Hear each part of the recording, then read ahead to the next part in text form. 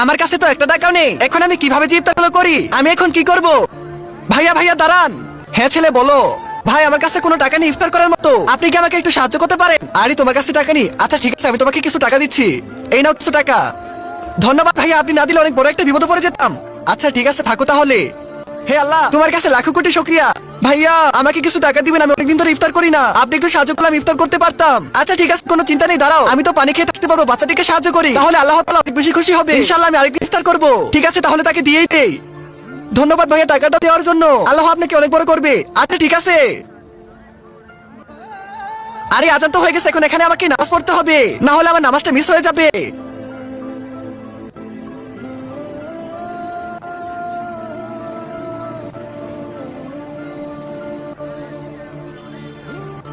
হে আল্লাহ, আজকে তো আমি ইফতার করতে পারলাম না, তুমি আমাকে একটু বড় করে দিও যাতে আমি ইফতার করতে পারি। হে আল্লাহ, আমি তোমার কাছে অনুরোধ করতেছি, সবাই যদি লাইক সাবস্ক্রাইব করে দেয়।